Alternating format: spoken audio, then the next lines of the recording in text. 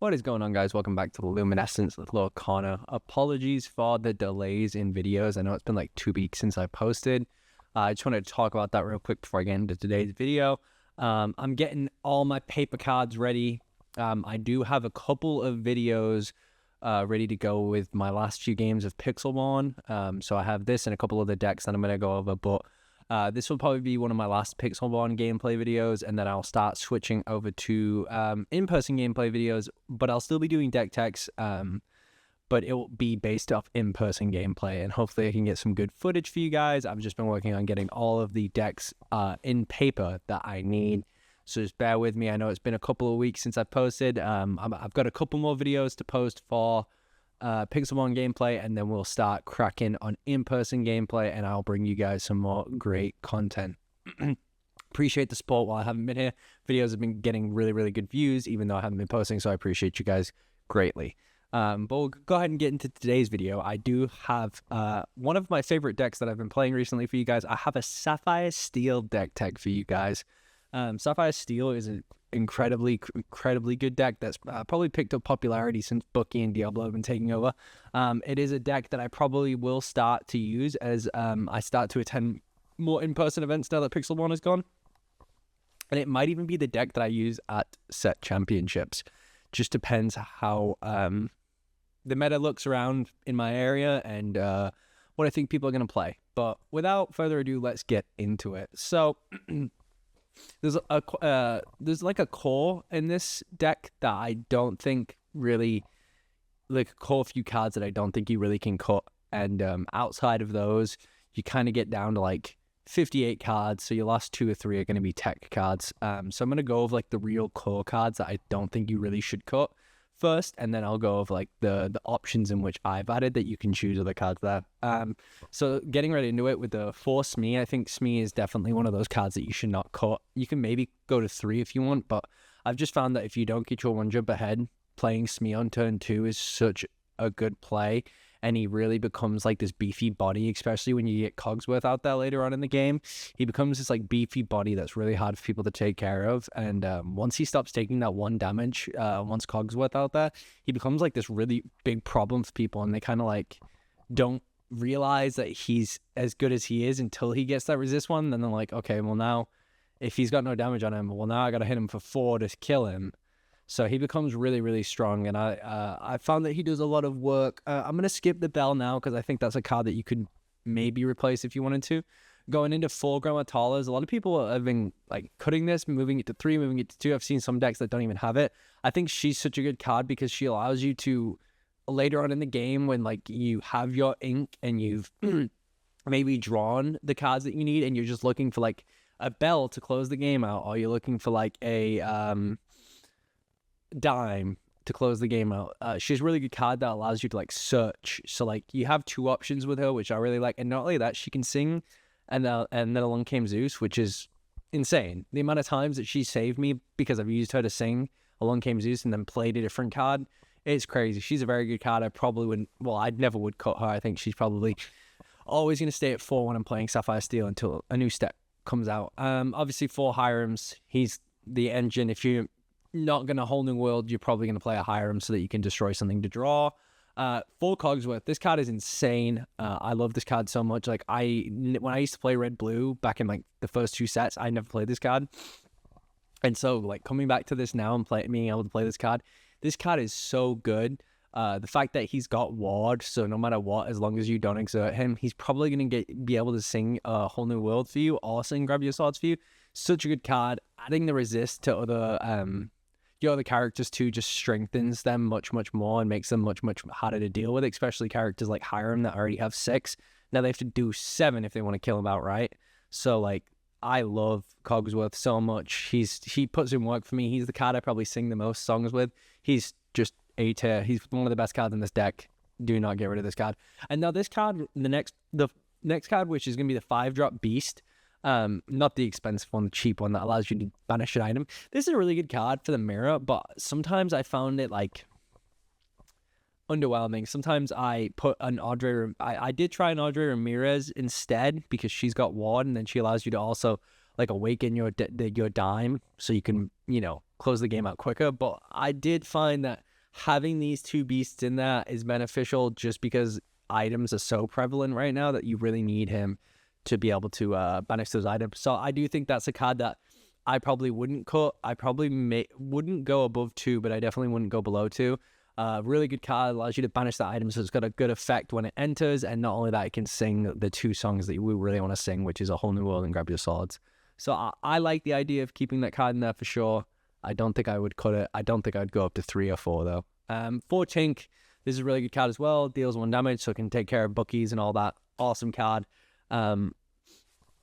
Definitely one of the best cards in this deck. And then not only that, she's really good too because she allows you to, threaten your opponents. I've found that when I put Tink down, my opponents are afraid to quest, especially if they have multiple things out there, because I'm just going to kill it and then pop the other one. So she's a really good board presence to have. She scares people. She can sing songs. She can do it all. She's an awesome card. Definitely one of my favorite cards in this deck. And then the last character that we're going to have is 4 Tamatoas. Obviously allows you to fish your items and all that, fish everything out, and obviously can win you the game with the dime. If if you have enough items out there, can win you the game with a dime. 4 1 jump aheads, obviously 4 Long Came Zeus. Obviously these 2 cards are insane. 1 jump aheads, obviously the ramp, you need that. Turn 2 is you're always looking for a 1 jump ahead, and then a Long Came Zeus is just great because it can deal with pretty much any big threat that you're going to run into. So I really, really like, and then Along Came Zeus. You could cut 1 Along Came Zeus for Grab Your Swords if you want. Those are the 2 that I've been trading. So I've been running 3 and then Along Came Zeus and 4 Grab Your Sword, or 4 and then Along Came Zeus and 3 Grab Your Sword. So you could trade off there. Both fine. I just found that having the extra Zeus has helped me more in the long term than the extra Grab Your Swords. For A Whole New World, obviously in this build you need it. If you're playing the other build with Hades, you don't really, but you need it in this build because it's so easy to just be able to dump your entire hand, whether it's through ramp or whether it's through, you already have enough ramp and you're just dumping it and then singing A Whole New World to get a fresh hand and then playing that hand. It is just such a good combo. And not only that, like I've had a lot of opponents where I'm at a really good ramp and I have a Cogsworth down and I might not even be at, 15 lore. I might be at 1 or 2 lore, but once I hit that Whole New World and then I get a fresh hand and I've got like 15 ink to work with, they'll just concede because there's so much you can do from there, and it's almost impossible for your opponent to come back from that state. So like A Whole New World is so good. Grab Your Swords as well. I debated maybe adding 4 of these, but really need the extra kind of few spots for tech cards. It's just such a good card. I love it a lot. It deals 2 damage to things, so it can take care of your Bookies, it can take care of your Diablos. It's just such a good card. Obviously, 4 Popsicles, 4 Fortispheres, just there for your items and to banish them with Hiram. 4 Fishbone Quills, really important that you get that card early game for ramp if you do not have any other option for ramp. And then, of course, 2 Lucky Dimes. This is just to help you in the game at the end of the game when you've got a ton of ink and you can play it, you can use it. You can hit, either Tamato or a Bell, and you can win the game and close the game out right then and there. And then getting into the tech cards, 2 Bell. I do not think you need Bell. I like to use Bell, and I would probably even maybe use 3 Bell and cut something else. I think I do run 3 in my paper, but I'm not sure what card I cut in my paper build. I do run 3 Bell, I think. But you don't need Bell. The reason I like Bell over some of the other options, like the 6-drop aerial, is because Bell allows you to keep ramping. So if you're at 4 and you don't have, a ton of cards in your hand that are going to allow you to ramp, you can use Bell to ramp because she allows you to put that additional card into your inkwell each time. So I think she's a very, very good card, and not every blue steel deck is going to run her, but I do think she's definitely one worth it. I know a lot of people are like, oh, I don't want to spend the $20 on her or whatever she is. I think she's like $25. I would go ahead and just get 2 of her at least because she's such a good card. Definitely a good target as well for the dime later on in the game. She does die very, very quick, but what I've found, like, sometimes she can take she can take an opponent's turn away. If you play a Bell, and let's say you play a Bell and you don't actually want to win the game with the Bell, but you just need to buy a turn. If you play a Bell and your opponent's only got like 4 ink, they might use all 4 inks on hard casting Along Came Zeus to get rid of the Bell. So like sometimes she can be like she can be like a good distraction so that you can ramp up or do something else next turn. So I do like Belle. I definitely don't think you need her, but I would run her. And then my other tech cards are going to be, I run 1, Fire the Cannons. I definitely would consider maybe running 2 because this card is so good against Diablo.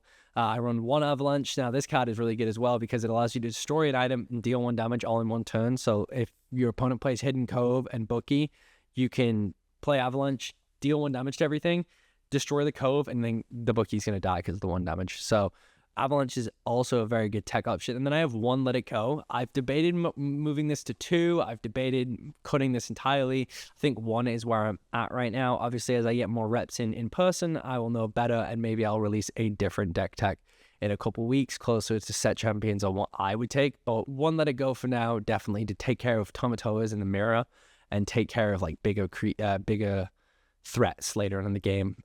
So this is the deck I'm running with right now. Let me know if you guys are running Sapphire Steel, what different cards you guys are running, what cards you are running, what cards you aren't running. But for now, I'm going to get into some gameplay and show you guys some examples of how this deck runs in game. Alrighty, getting into some gameplay here, guys. So we're going to go ahead and keep some ramp. We're going to keep the Hiram. We're going to keep the Fortisphere. 1-drop items are crucial, and we're going to send the rest back. 2 Tomatoas in the opening hand is not ideal. But, you know, we move. So we'll play the Fortisphere, draw, pass. Opponent's going to play the Robin Hood and play the Robin Hood. So we get the Grab Sword. We're going to ink the Grandma Tala. And unfortunately, we don't have 1 jump ahead here. Otherwise, we would have played that. So we're just going to go ahead and pass. We're really looking for the 1 jump ahead there. 1 jump ahead is so good. Every game, it is 1 jump ahead. Every game. Our opponent is going to play the Broom, the Evasive Broom. Oh, the second Whole New World is really killer for us there. So we're going to go ahead and just immediately ink it with the Quill. Oh, they're going to shift up, so that is not great. All right, we get the dime.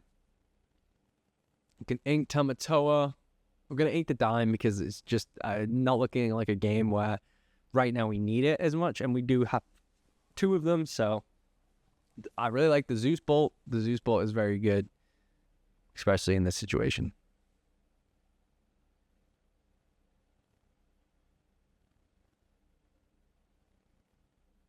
Let's see.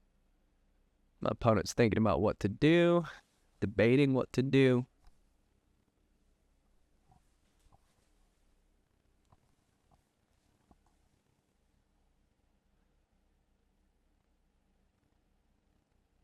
And they decided to ink Beast and play Phil. So they're going to be getting 1 +1 every time that they play a hero, right? 1 loss.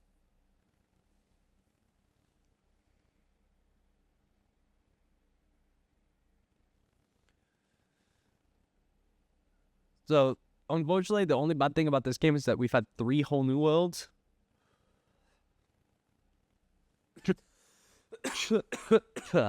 The 3 whole new worlds have really not done as well. So we went ahead and swung the Zeus and then hard casted the Grab Swords. Pardon me. Sorry, guys.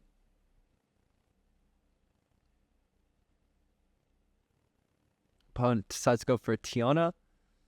Going to gain the 1 lore from that from Phil. Going to use the bad necessities. So this is when we kind of got screwed in this game because like that's 3 whole new worlds in this game gone already.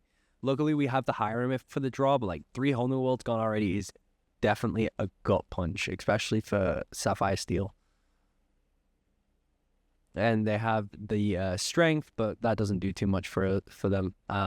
We go ahead and use the Tala to find the Tala, to use the Tala to find a Popsicle, to use Hiram. Ideally, probably is a misplay. I should have probably used one of the Talas to go into the Inkwell, so I got an additional ink there. I didn't, but you live and you learn, so. I also shouldn't have inked the Popsicle. It should have been the Fortisphere, and then I could have used the Popsicle, but I knew I was probably going to pop it next turn.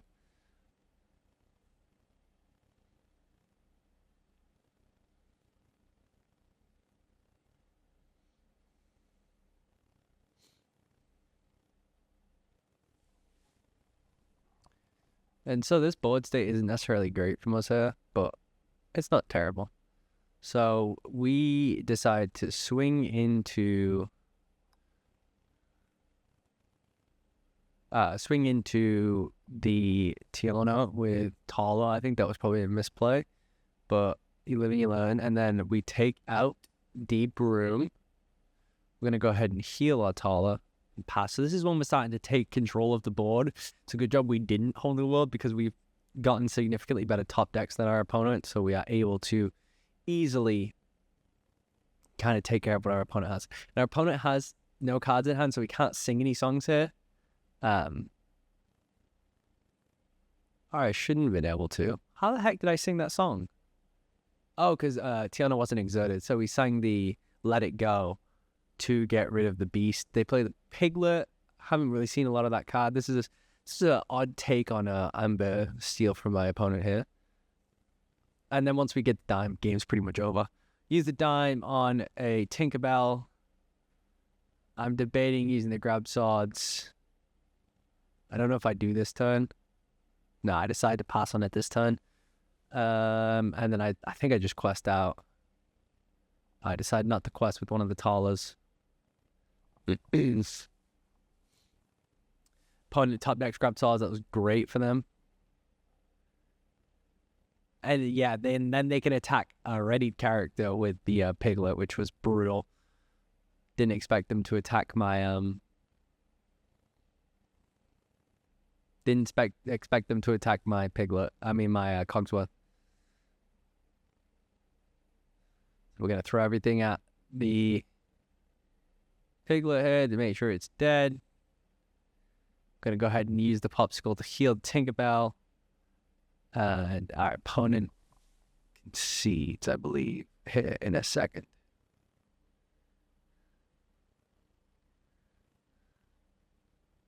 Yeah, gonna pop that, and that should be it. Boom.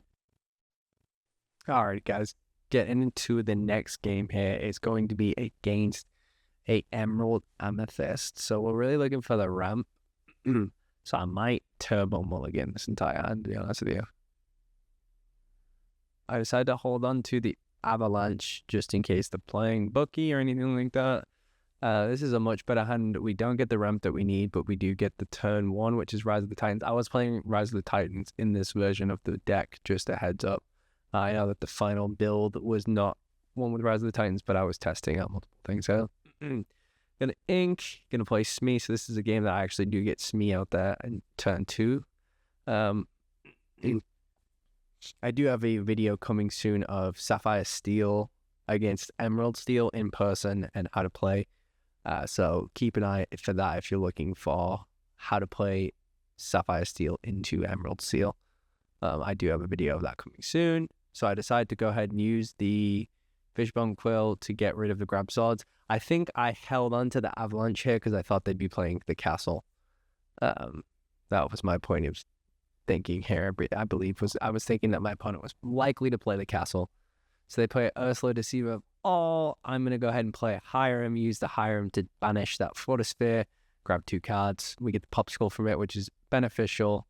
But we're going to ink the Popsicle. We're going to ink the Cogsworth just to get another Smee out there. Threatening Smee is just great, especially against a deck like this. Allows you to do a lot.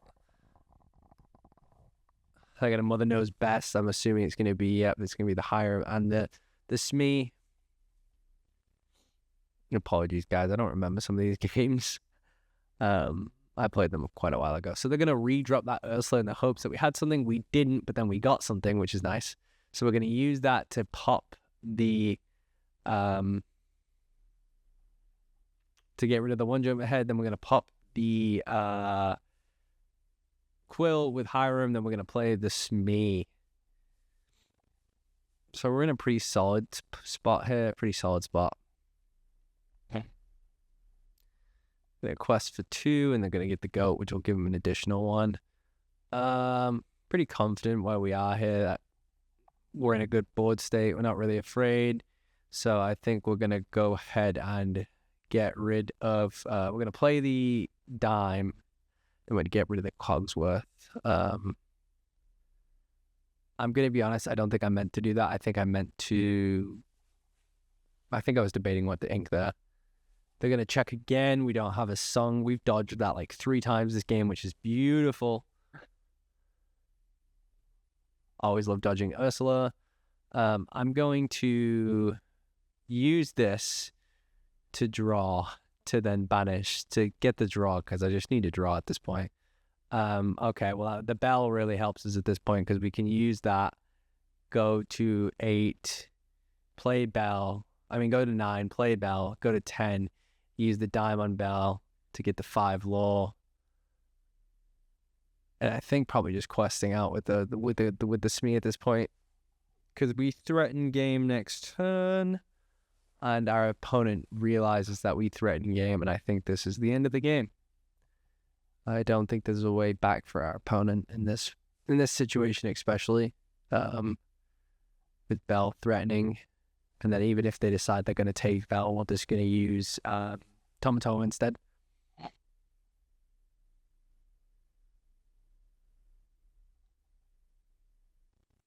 And that is game. GG's.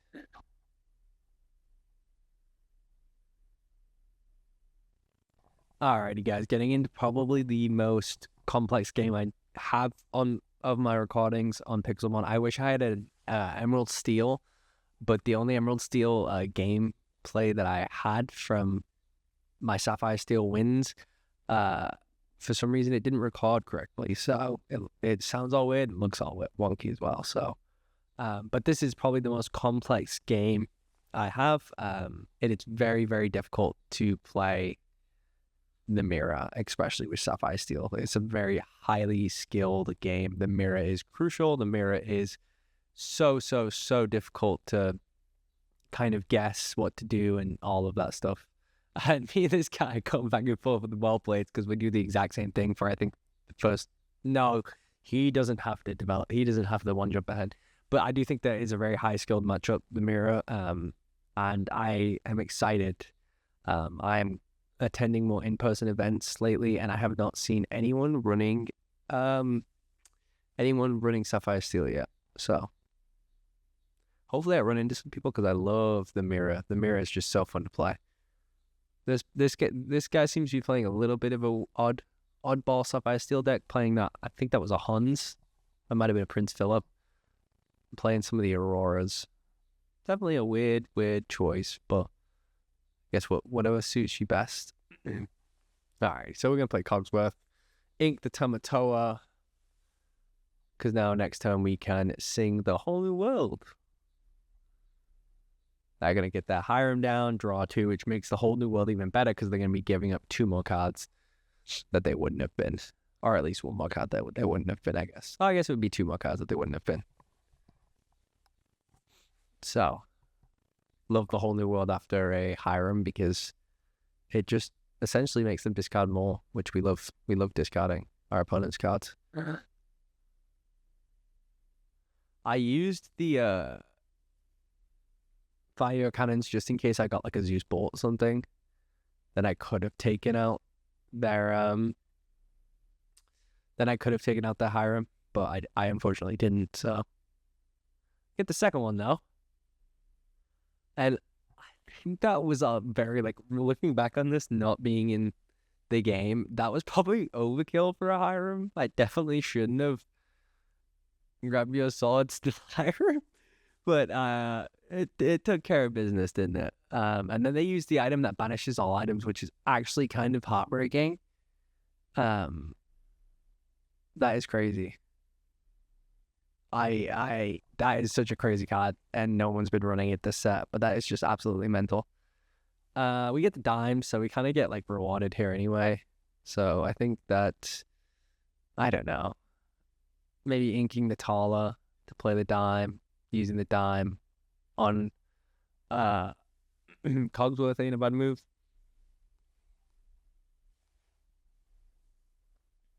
Our opponent plays that Popsicle. Plays another Popsicle. Just gets the draw going. Plays a third Popsicle. Gets the draw Mega going. And then plays the Hiram. Gets literally like an insane amount in one turn. Like they just drew like what 4 cards in one turn.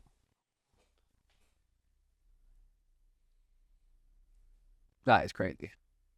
And then they play a Fortis Fair. They draw 5 cards in one turn. Oh, and then they're just gonna draw another card.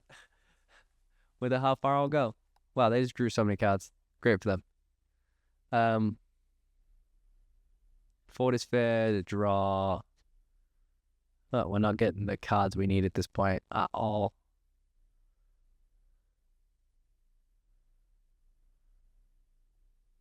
But we're going to keep trucking away. We just need to keep trucking away. As long as we beat them to 20, that's all we need to do. So they have a... Ooh, they're going to take the dime from us. Rise of the Titans. They're going to take the dime. Going to go ahead and, I assume, destroy that Fortis Fair, draw 2, and keep the Hiram engine going. That's all they need to do.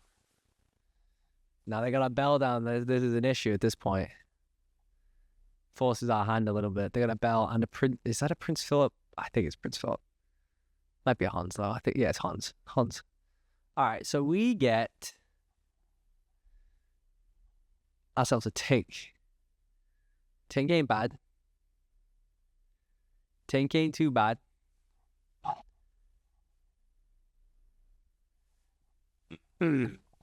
Oh, and they get the dime. Oh no, so they're gonna get 10 this turn. They're gonna get 10 this turn no matter what.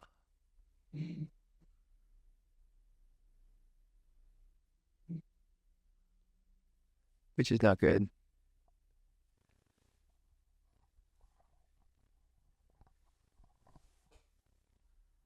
Oof. What does our opponent opt to do in this situation?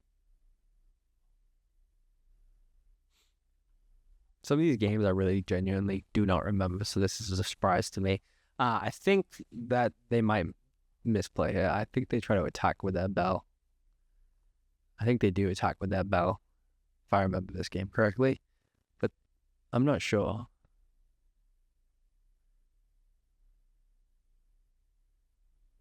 No, they don't.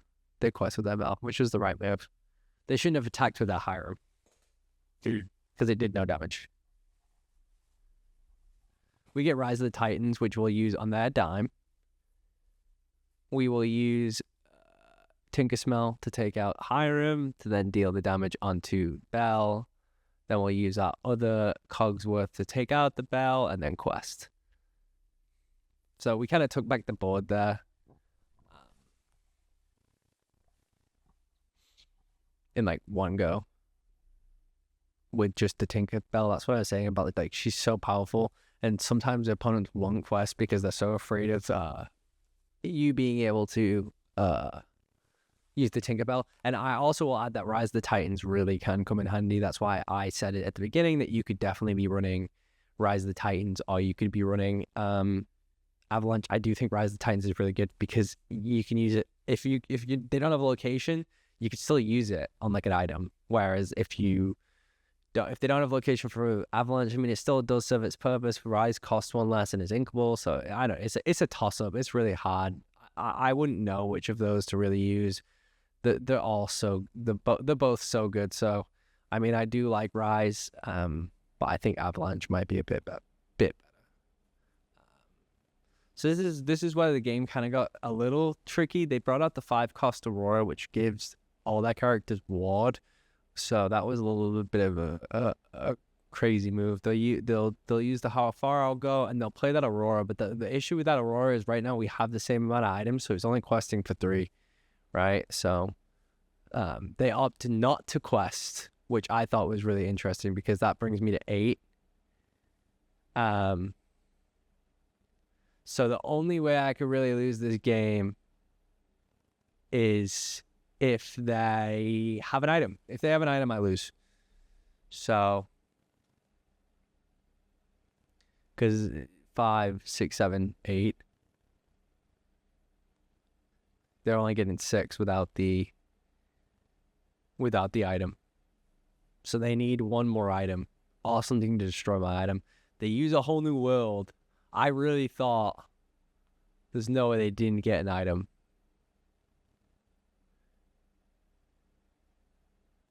And they didn't get at him. Alrighty, guys, and to close out the video, as always, we are going to do a pros and cons of running Sapphire Steel. So here we go. Going into the pros. The pros is that you can ramp very quickly. You can get up to as many ink as you like. I think I've had 20 ink before. You can ramp quick. You can win the game quick off those ramps. If you hit your ramp right, nothing will stop you from winning the game. Number 2 is going to be card draw. You can literally draw endless amounts. You could draw your entire deck with this list. From the Whole New Worlds to the Hiram Flavishans, you are drawing non-stop. So the card draw is a huge benefit of using this deck. It can close the game out quick. What I mean by this is, like, if you a late stage game and you can get a bell and a dime down and you're already at 10, you can close the game out in a turn. Or a Tomato and a dime can win you the game in 1 turn if you're at like 5 or 10 ink lore. So very, very, very quick closeouts. And it's good into Bucky. Anything that's good into Bucky is a good deck. Anything that can take care of Bucky is amazing. So this deck is good into green steel. I know I didn't get to show it off in this video. I do have an in-person video coming soon where I do play Sapphire Steel into green steel. And please let me know in the comments down below, guys, if you made it this far. Please let me know some like in-person videos you'd like to see. Any cool ideas. I'm thinking about doing maybe like a monocolor tournament kind of thing where everyone, I have a few people builds decks out of one color and we run them against each other in a tournament style bracket and see which comes out on top.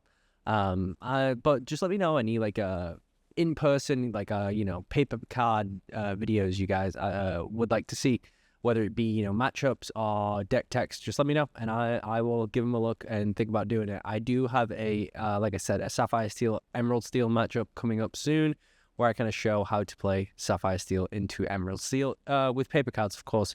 So, yeah, I got more paper card videos coming soon, but let's get into the cons. So the cons are obviously you can struggle against aggro. So if you're playing a deck that's super duper quick, like, red, yellow or something like that, you might struggle. Or purple, red, if they played like turn 2 Flynn Rider, turn 3 Sisu, it is really, really hard to be able to battle that. But that's when you lean on the Smees instead of the 1-jump heads and you kind of stabilize. And then if you miss your ramp, it kind of feels like it's going to be an insta-loss. That goes with like any Sapphire deck though, so, that's just the way it is. But overall, I do think this is one of the best decks in the meta. This might be the deck I do end up using to set champs.